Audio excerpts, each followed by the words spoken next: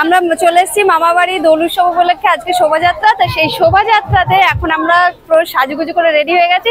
তো চলো আমাদের সঙ্গে থাকো। এই হলো আমাদের রাধা গোবিন্দের বিগ্রহ, যাকে ঘিরেই আজকে আনন্দ, হই হুল্লোড়, মজা। এনাদেরকে ঘিরেই আজকে আমাদের সব কিছু। আর এই যে আমাদের তিন্নিদের টিম, নাচের টিম, যে টিমটা খুবই সুন্দর নাচ করে, প্রত্যেক বছরই এরা থাকে, খুব ভালো লাগে।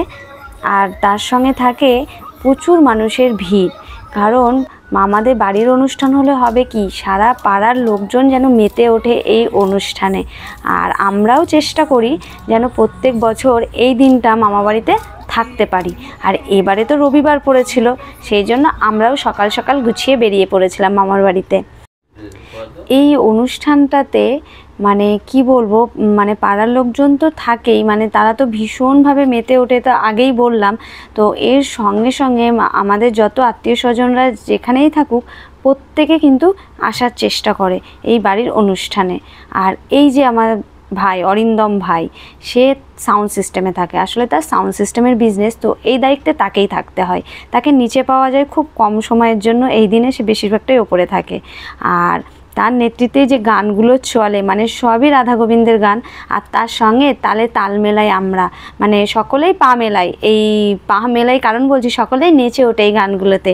আর এই যে আমার ননদিনীদের টিম, মানে এটা হচ্ছে আমার মুন্নি ননদিনীদের টিম, তারাও খুব সুন্দর করে সাজুগুজু করে নাচ করেছে। আমিও নেচেছি, নিজে নাচিনি সেটা বলবো না, আমিও নেচেছি, কখনো ভিডিও করছিলাম, কখনো নেচেছি। এই যে আমার আর এক ননদিনী, আর ওই যে বাবাও ভিডিও করছে, সকলেই ভিডিও করে। আর একটা জিনিস বুঝেছি, শান্তিপুর এই 3 বছর ধরে আমার বিয়ে হওয়ার পরে যাওয়া আসা, এখানকার মানুষ প্রচণ্ড মানে আমোদ প্রমোদ করতে পারে, ভালোবাসে। মানে তারা বিভিন্ন অনুষ্ঠান করতে খুবই ভালোবাসে। আর এই ধরনের অনুষ্ঠানগুলো যেন এখানে খুবই প্রচলিত, যেহেতু এটা মানে নদিয়ার সেই আমাদের শ্রীচৈতন্য জন্মভূমি, তো সেখানে তো এরকম ধরনের অনুষ্ঠানগুলোই বেশি হবে। আর প্রত্যেকটা মানুষ, মানে ছোট থেকে বড়, প্রত্যেকের মধ্যে এই ব্যাপারটা আছে যে এরকম ধরনের কালচারের সঙ্গে যুক্ত, ভালো লাগে, দেখেও বেশ ভালো লাগে। আর আমরাও চেষ্টা করি। এই যে ঠাকুরকে চামর দিয়ে বরণ করা হচ্ছিল, মানে সারা রাস্তায় ওই একজন দিদা আছে, তিনি করছিলেন। তো আমি বললাম, দিদা তুমি অনেকক্ষণ ধরে করছো, চলো আমিও একটু করি। আমিও বেশ কিছুটা সময় করলাম। তারপরে আবার তিন্নিরা ডান্ডিয়া নাচ করেছিল। আমি বললাম, তিন্নি আমি তোমাদের সাথে একটা স্টেপ করব, চলো আমাকে একটু দেখাও। তো তিন্নিদের সাথে একটা ডান্ডিয়া নাচের স্টেপ একটুখানি করলাম। তো ভালোই তো লাগছিল, মানে নিজেকে তো বেশ ভালোই লাগছিল। আর ওদের সাথে নাচ করতে, যেহেতু আমি নাচটা শিখি না, কিন্তু ওদের সঙ্গে থেকে ভালো লাগছিল। আর এই যে বাচ্চা মেয়ে, দুটোই মেয়ে এখানে, ওরা রাধা কৃষ্ণ সেজেছিল, ওরাও খুব সুন্দর নাচ করছিল। আর আমাদের এলাকাটা অনেক বড়, গবারচর, পুরো এলাকাটাই ঘোরা হয় এই দিন। আর এই যে রাধা কৃষ্ণকে মাঝখানে রেখে সকলে গোল করে ঘুরছিল, মানে সেটা কি চমৎকার দৃশ্য, মানে নিজের চোখে না দেখলে বোঝানো, মানে আমি দেখেছি সেটা আমি অনুভব করতে পারছি। আশা করছি তোমরাও এটা দেখে বুঝতে পারবে। আর এই যে আবার আমি একটু নাচের দিকে চলে আসলাম, সবার সাথে একটু নাচ করলাম। আর এখানে সারা পাড়ার লোকই চিনুক বা না চিনুক, সবাই যেন নিজের একটা ব্যাপার, আমার খুব ভালো লাগে, সবাই সবার আত্মীয় মনে করে, সবাই টানে চলো চলো নাচি, বেশ ভালোই লাগছিল। আর অরিন্দম ভাই তখন সন্ধ্যা হয়ে গেছে, আমাকে আবির মাখাবে। আমি বলছি এখন তো নয়, আমি এখন অনেক ভিডিও করব, এখন কেন, পরে মাখিও, একটা দিন পরে মাখিও। তো যাই হোক, বললাম চলো এখন আমরা নাচ করি। তো ওকে টেনে, ও আমাকে বললো চলো ওইদিকে, এই দিয়ে যাচ্ছিলাম।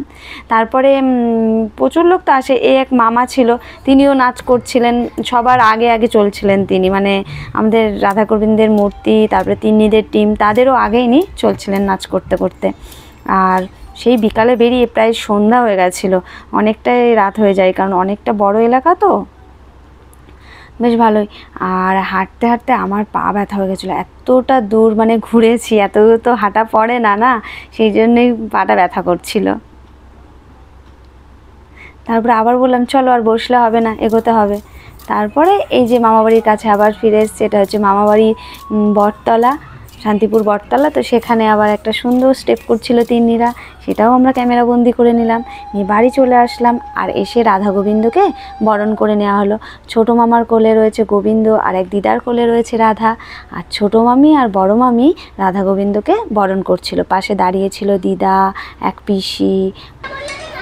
আমার বাড়ির শোভাযাত্রা ঠাকুর নেওয়া হয়ে গেছে, তো আমরা আছে, সেই জন্য আমরা এখন বাড়ি চলে যাবো, রাত্রি 8টা বাজে।